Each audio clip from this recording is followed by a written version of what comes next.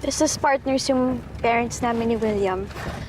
Kaya pinapressure nila kami magpakasal. Uso pa pala yung arranged marriage. Hindi naman siguro arranged marriage, pero siguro pressured. Ano ho bang nangyari? Hindi yung groom ko yung PMSP ko. Si Clark. Yung fiancé ko dati. Kamagalala. Ihahatid kita kay Clark.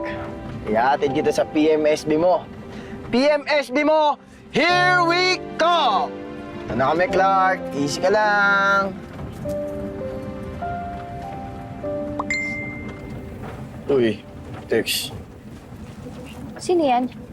Yun lang. Nandito ako sa venue. Dito Tropa ko dumating ko. ng bride. May-ari na itong auto. Huwag mo na sagutin. Teka, sandali. Magalit sa akin to, hindi pwede. Uy, Ayun na, tumatawag na oh. huwag mo na sagutin. Hindi pwede. Kailangan ko sagutin to. Tatrabaho ko eh. Saka mo na sagutin yan. Sige na, akin na. Sandali, hindi pwede. Huwag mong sagutin. Di ba? Hello, pre. Hello, pre. Saan ka na? Kanina pa kami nag-aantay dito. Ikaw na lang inaantay namin. Hello? Uy, pre! Bad trip. Andiyan naman. Ano daw? Ayaw na makontak eh. Mamaya kung anong ginawa ng kaibigan mo sa bestie ko, ah. Oy, hindi ganun si Alex, no? Hindi ganun yung bestie ko. Tagasan ba kasi yung bride na yun? Baka umuwi na. Oh my God! Oh. I think alam ko kung saan siya pumunta.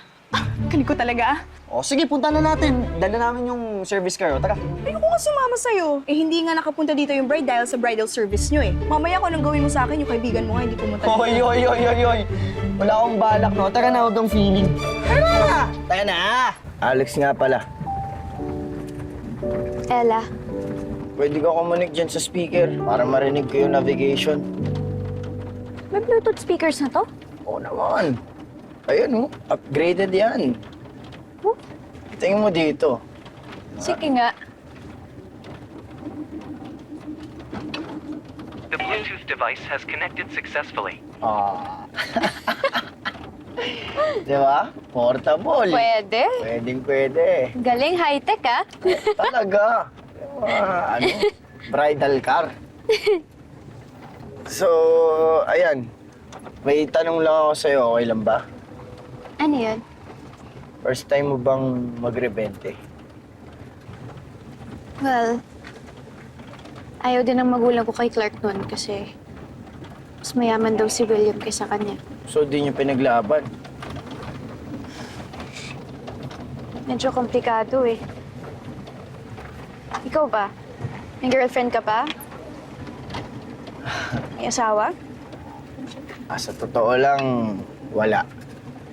Pero, kadalasan sinasabi ko meron. Puro kasi nagre-reto eh. Bakit naman ayaw mo? Pamilyadong tao na ako. Nanay ko, naka-wheelchair. Saka sinusuportahan ko yung 3 pamangkin ko. Di na kasi maasahan yung utol ko eh. Ay! Heavy trauma rin pala ng buhay mo, no? Sabi ng runaway bride.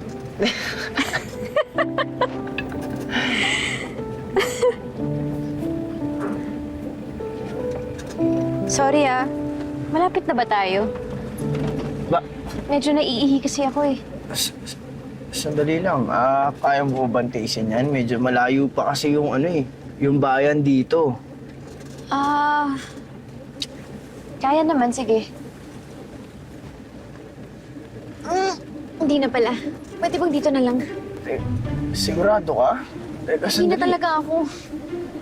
Hanap lang ako ng tagong lugar. Sandali lang. Sige. Sorry, akala ko kaya ko eh. Bilisan mo na. Medyo sketchy dito. Oh. Pwede, sandali lang. First time ko kaya umihi outdoors ng naka-gown. Ang hirap kaya. Bilisan mo na. Bakit ba ako minamadali? Ha? Baka kasi mamaya may insekto dyan o kung ano-ano. Aso na may rabies. Ewan ko, baka mamaya nga mayroon pang ano dyan.